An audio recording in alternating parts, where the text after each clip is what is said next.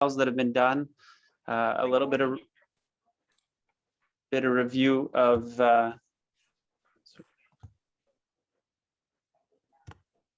guidelines,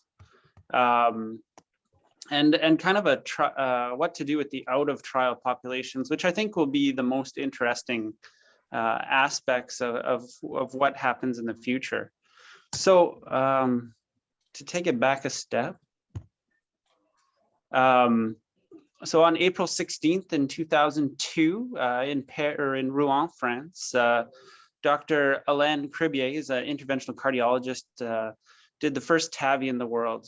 This patient was a 57-year-old gentleman in cardiogenic shock with multiple comorbidities. He had previous lung cancer, previous pancreatitis. Who's gone inside to listen to this until the exit? Previous aortobiphym. His EF was 12%. And he had tried balloon valvuloplasty that had failed. And this was a last-ditch effort, and it went well. And since then, TAVI has relatively exploded, so to speak.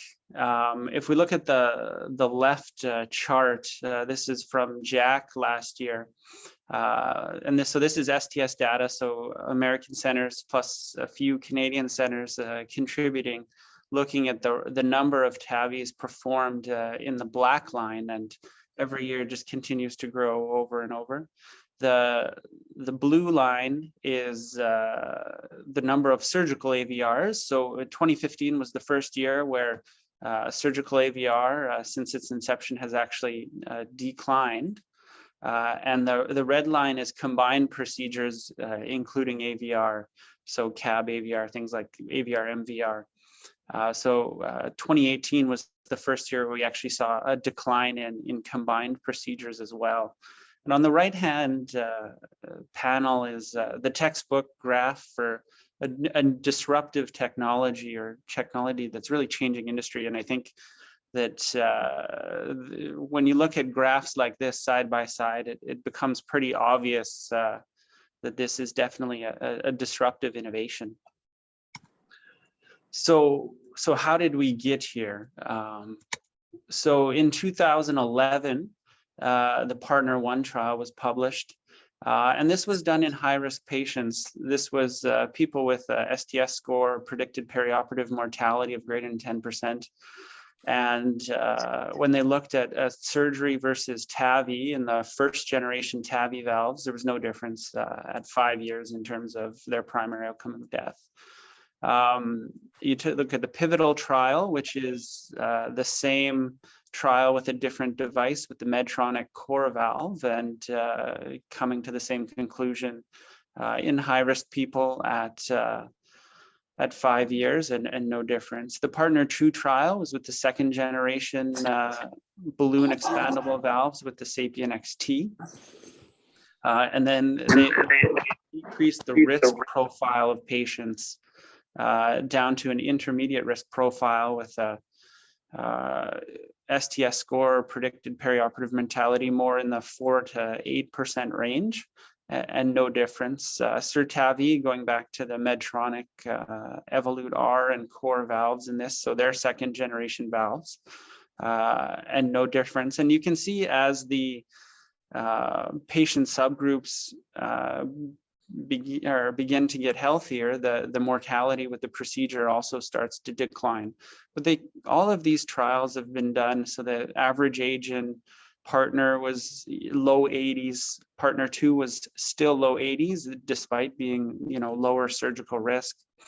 And then Partner 3 is the first major low risk trial with the Sapien 3 valve, and then this is also the first one to actually favor one versus the other. But the point to make is that with the combined outcome, there's a superior and non-inferiority favoring of TAVI, but in no individual component of that combined outcome was any one statistically significant over the other. So death, when you look at death alone, death wasn't statistically better for TAVI or SAVR. Stroke wasn't better for TAVI versus SAVR. And then Evolute Low Risk with the Medtronic Evolute Pro valve, their third generation valve, death and disabling stroke was not significantly different between the groups. But the key to understanding is that these are a highly selected cohort of individuals. These aren't real world patients. So I have here, for example, just the exclusion criteria for the Partner 3 trial. There's about 30 different exclusion criteria. And this heavily controls who can enter the trial to give their devices their best results. And so, like I said, these aren't real world patients. And so we have to look to other things to determine who should get TAVI, who should get SAVR. Once we start entering these out of bounds areas or out of trial populations. So the guidelines give us a little bit of recommendation. There's relatively new AHA guidelines from last year that touch on this topic. So they state that SAVR should be favored in people less than 65 or a life expectancy over 20 years. For symptomatic patients 65 to 80, after a discussion with the patient, they should be able to decide TAVI versus SAVR. And then for symptomatic patients over 80 or a life expectancy less than 10 years, TAVI is probably appropriate should they be a reasonable candidate. The Partner 3 trial was the only trial that included asymptomatic patients, and they found no difference. So, but that was only in patients with reduced EF. So that the same arguments for TAVI or SAVR in their mind apply in that population. However, all other asymptomatic indications for aortic valve intervention were not tested in any of the trials, and therefore SAVR is still the current gold standard. And then there's also the question of futility. Should you do anything? Who should you do nothing at all? Should you need neither TAVI or SAVR?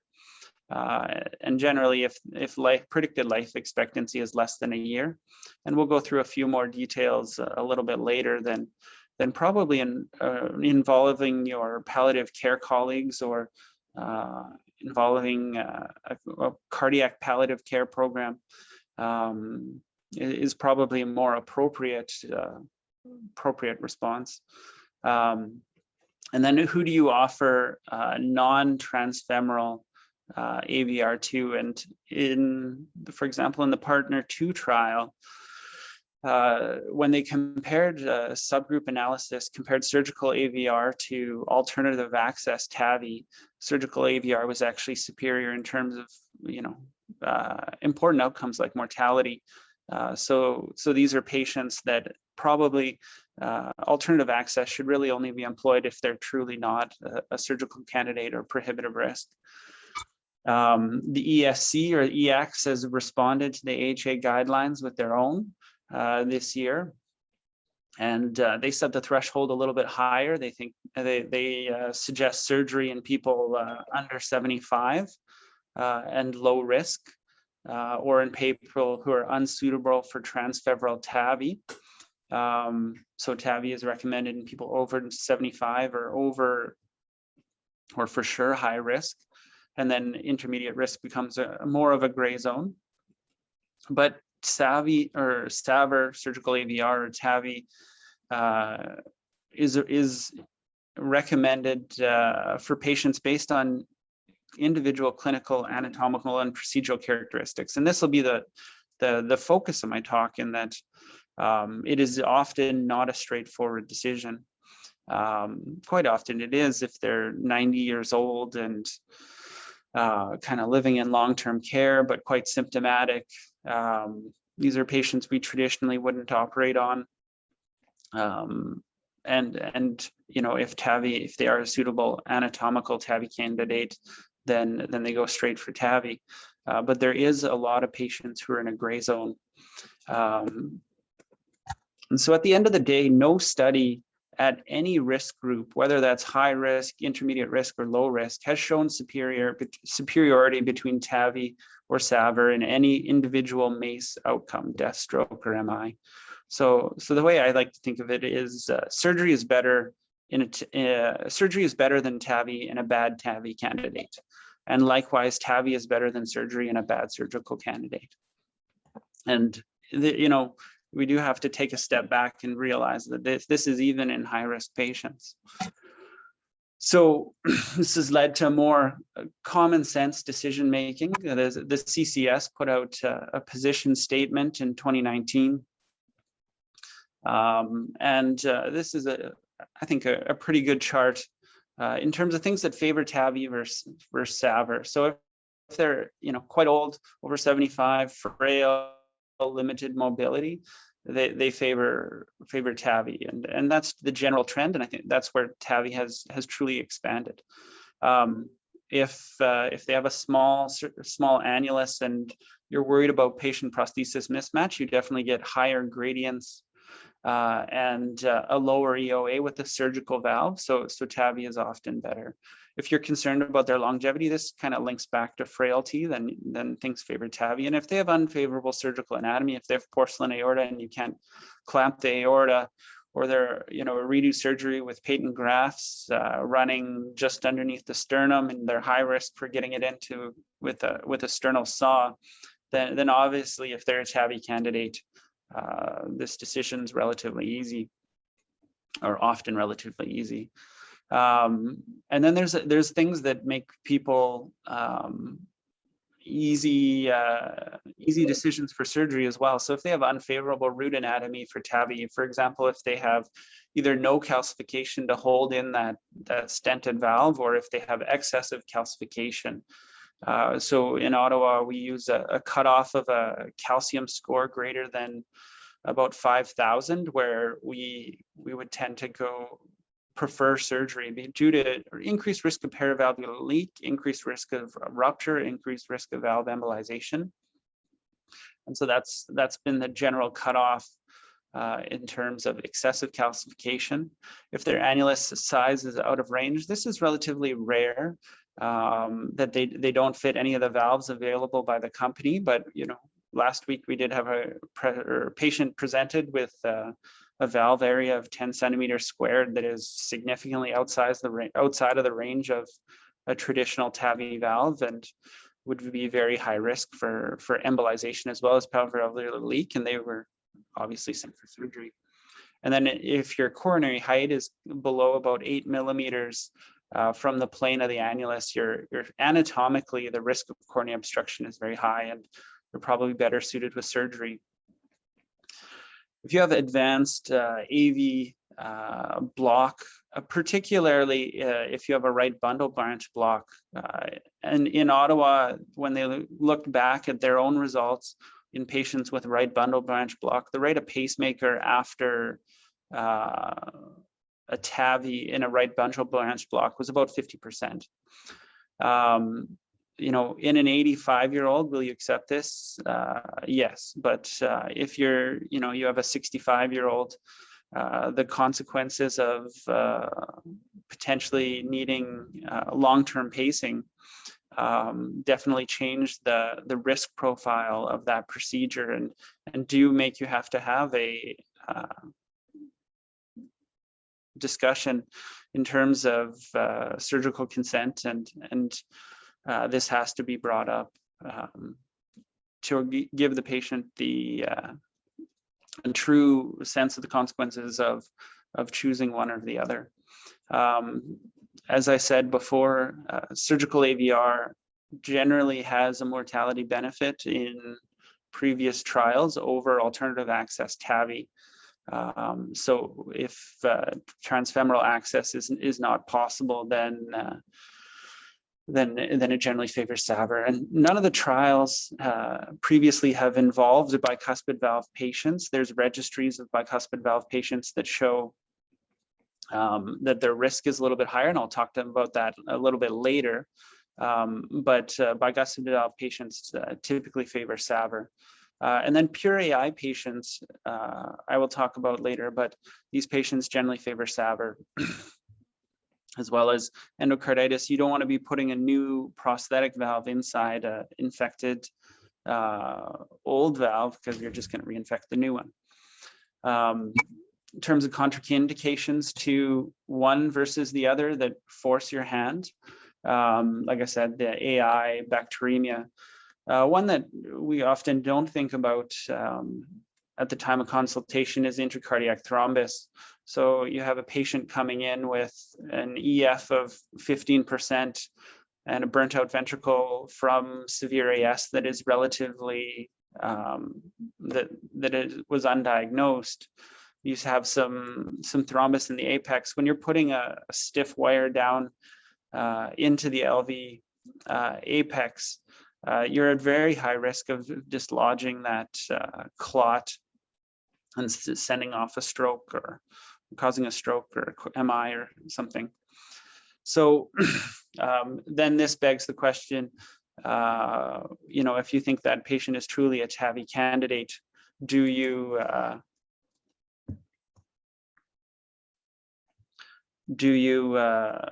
proceed with a period of anticoagulation and then bring them back for TAVI, or do you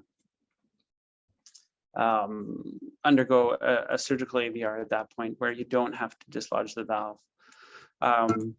In terms of specific populations, CKD patients, TAVI is associated with a lower rate of AKI and dialysis.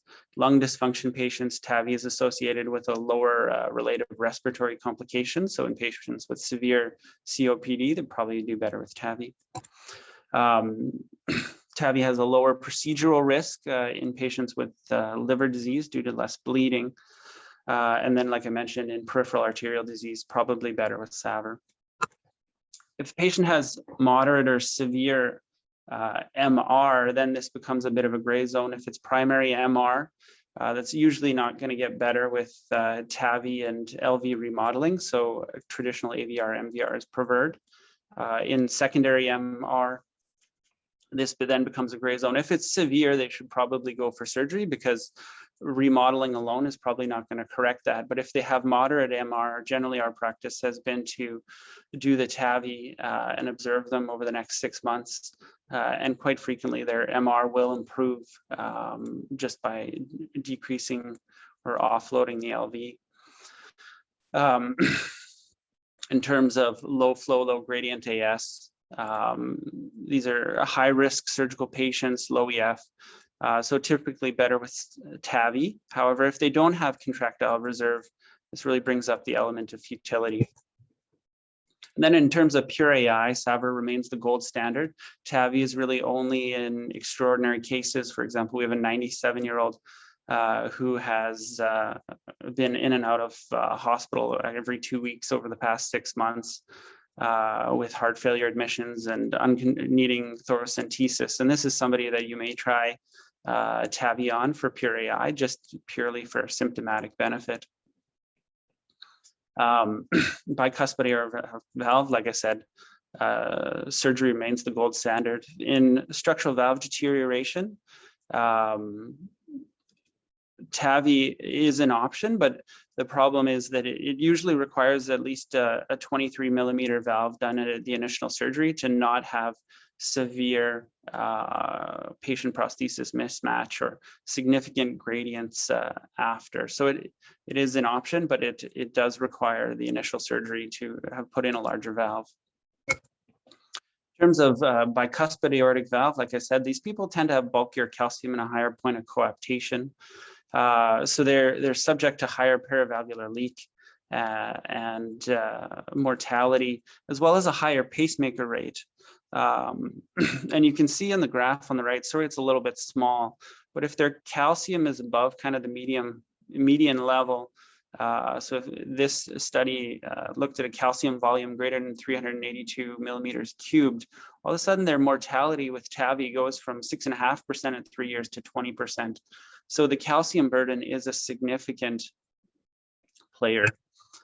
And then just kind of finishing up, looking at a couple kind of clinical conundrums that we are facing now is decision. So the first one is, what do you do in the low risk younger patients who do not want a mechanical valve? Do you do a primary SAVR and then traditionally a valve and valve TAVR? And this is kind of the current standard or current thinking.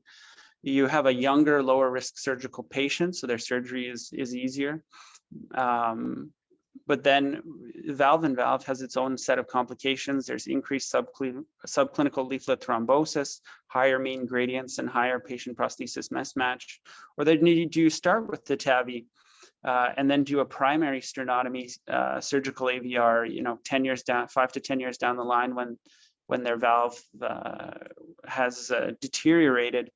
And so this removes all the disadvantages of a primary of the other approach, in that you don't have that thrombosis.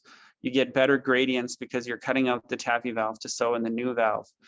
But then it also has its own difficulties in that coronary reaccess, if they develop coronary ischemia over the period that they've had that valve, is much more difficult with the TAVI valve in place.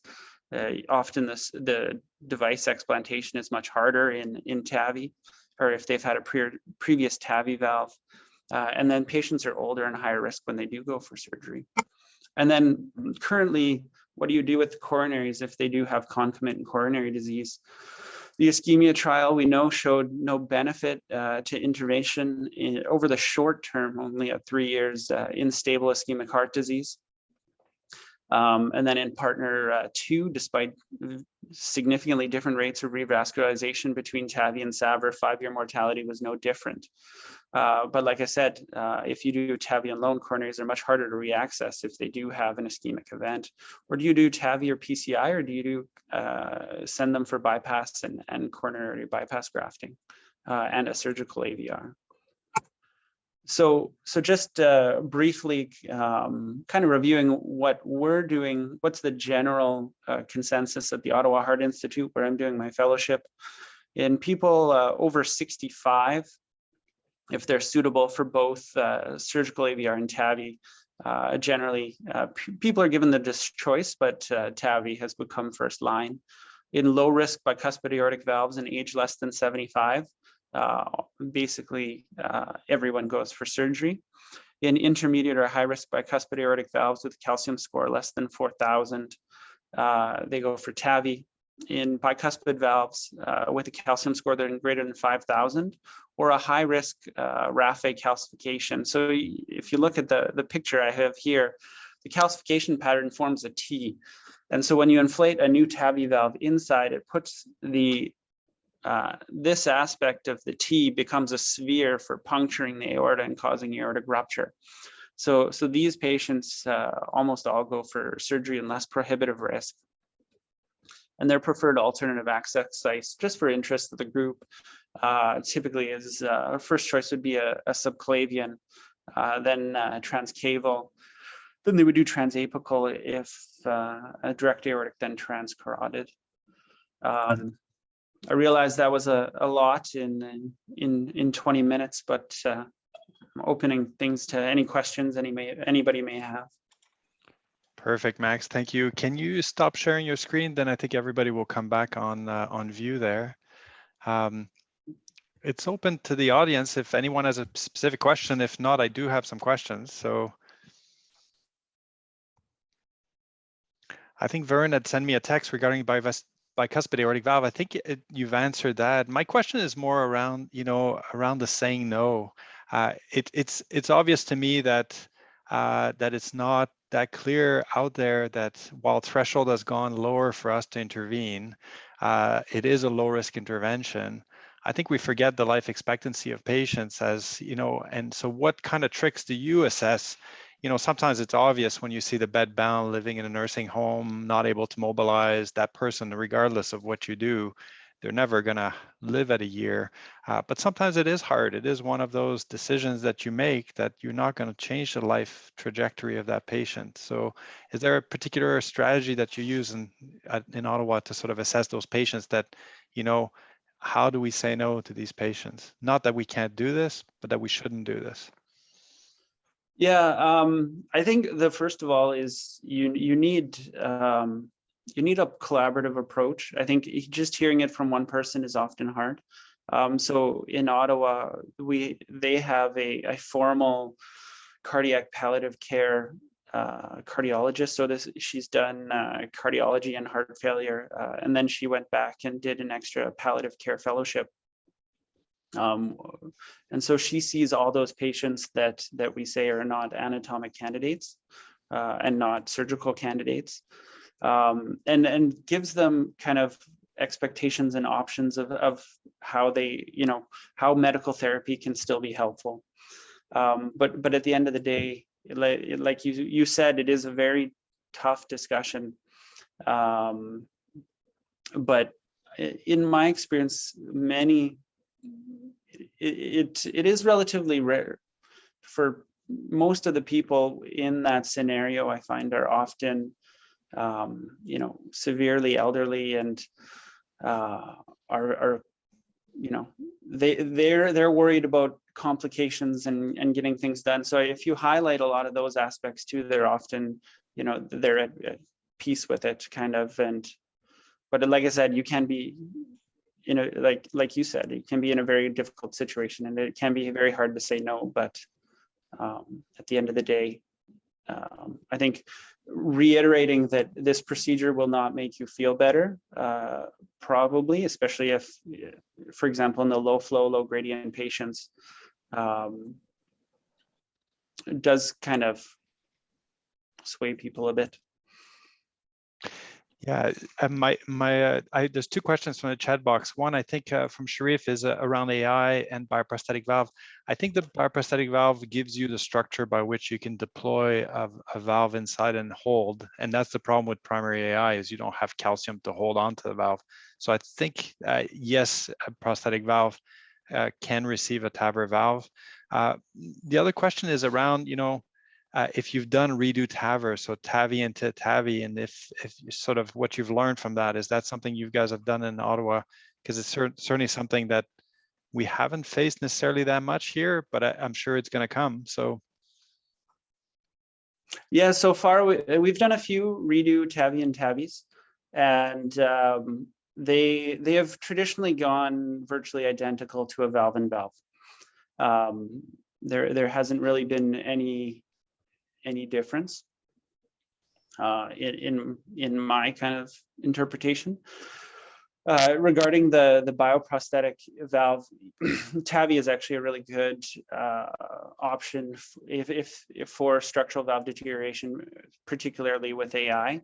We had a lady in cardiogenic shock a couple weeks ago. Came into the OR on 0.5 of levo, 0.3 of epi, 10 of dobutamine. Like I said, in cardiogenic shock from acute severe AI from a torn leaflet, and the valve seats really nicely against the valve and valve. That case would be a super high risk mortality case in that acute severe AI setting. Whereas with the valve and valve, she was off pressors within 48 hours and extubated kind of within 24 and doing quite well. Max, do you think that applies to a previous freestyle valve where there's not a stented valve that you can land your TAVI in? So since I've been there, we've done one redo homographs, which is very similar to a redo free or one TAVI in homograft. They do have a higher rate of embolization. The risk goes from, less than 1% up to anywhere between up to, I think in the literature, about 5% in terms of risk of valve embolization in that homograft or xenograft scenario. So it definitely is an option. The one we did went smoothly. It was very hard to determine where was the plane of the annulus, because the homograft itself, as it calcifies, all you see is the calcium of the homograft all the way down to the bottom, not particularly at the plane of the annulus. And you don't see the actual sinuses of Valsalva. It looks like a straight tube. So measuring the graft was actually kind of the hardest thing in terms of deciding what size of valve you want to implant into that homograft. So there is technical difficulties, but it's definitely doable. Perhaps, Max, the last question I'll ask is one from Craig, and it is around the paper that came out in the past year regarding SAVR after TAVI and the reported higher mortality. If I remember correctly, it's 10 to 15% mortality in that registry for surgical aortic valve replacement after someone's had a TAVI. Anyways, if you were to comment on that sort of, so how are they doing? You know, is that something in Ottawa you've seen? How many you've seen? Obviously, it's a select group of patients of potentially high risk that have had TAVIs in the past. That's obviously why there's a 15% mortality. So. Yeah, and I think that the problem is it's what do you do with that data? In that, you know, the vast majority of those patients, or you know, a large proportion of the patients that are getting explants in the, for example, explant TAVI registry, are getting explanted for endocarditis, which are already a very high risk subgroup. You know, they're not, and then, you know, in the period that they were getting TAVI, that is, you know, partner 1, partner 2 days, where you're doing intermediate or high risk, everyone's over 80. It just becomes very difficult to know what to do with that data, because, you know, is this a high risk procedure, or is this, you know, a lower risk procedure in a high risk patient? So I will close this now, as obviously we continue for long times. For those of you who are interested in contacting Max after this, I'm happy to share some contacts. I'm sure we could continue with this and have more questions. Thank you everybody for joining today. We had a great audience. There's more than 40 or 50 people on this call. Thank you, Max, for rounds, and have a good day, everybody.